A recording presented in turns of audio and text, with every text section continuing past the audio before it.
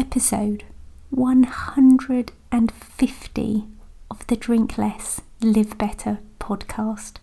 150. How did that happen? Hello, darling heart, and welcome to this episode of the Drink Less, Live Better podcast. This is the podcast that helps you to see that drinking less doesn't need to be stressful, lonely, or boring. I'm your host, Sarah Williamson, and I decided to have a year alcohol-free as a little life experiment and haven't looked back.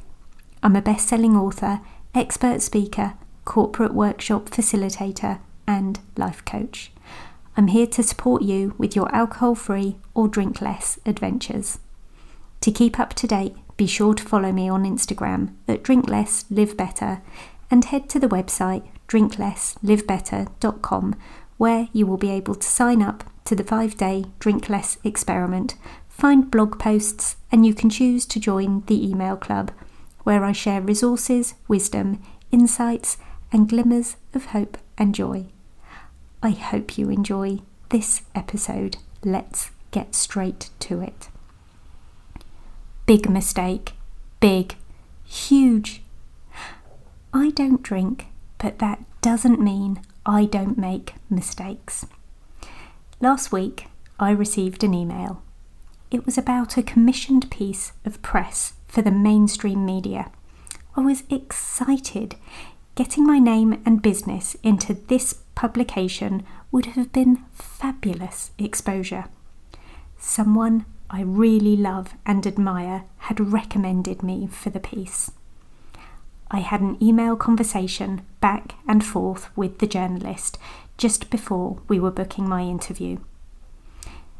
As we were getting round to booking the interview, she asked me a particular question, which I answered. She then messaged straight back to say, sorry, I wasn't going to be a suitable fit for the piece after all, and they were going to find somebody else. I was a bit naffed off. I knew the answer I had given to her last question hadn't been what she'd expected. I spent the afternoon feeling a bit tetchy, a bit narky, but I sent a polite and gracious response to her. Of course I did. That evening, I opened up the email trail again. I don't really know why, but I just did, and I read back through it.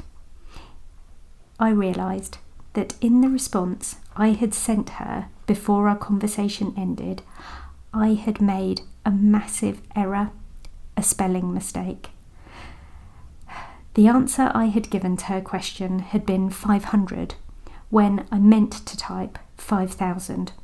I'd just missed off a zero. In the context of what we were talking about, this made a huge difference. Whoops, no wonder. 500 was not enough, and 5,000 absolutely would have been. No wonder she'd stopped our conversation. It wasn't about her, it was absolutely about me. I sent a quick email back, explaining my previous reply had been an error. I suspected they would have commissioned someone else by then, and indeed they had. But she and I had a light-hearted back and forth about how easy it was to make mistakes. Oh, I was cross with myself for all of about 5 minutes. That was clearly not my ship, not my opportunity. I've made a note for my future self to check, double check, maybe even triple check responses to questions like that one. I'm chalking this up to experience. Big, bold experience. We all make mistakes. Some of them are tiny, some of them are bigger. Big mistake, big, huge. Or maybe it just wasn't. Who knows? Thank you for listening in today. Come back again next week. I'd massively appreciate it if you could subscribe, rate, and review the podcast. Do you know, it's on YouTube now. Maybe give it a look there. Check out the show notes for a link to a hidden podcast episode that will help you with your 5 p.m. cravings and details about my one-to-one life coaching and sober coaching programs. And P.S. I believe in you.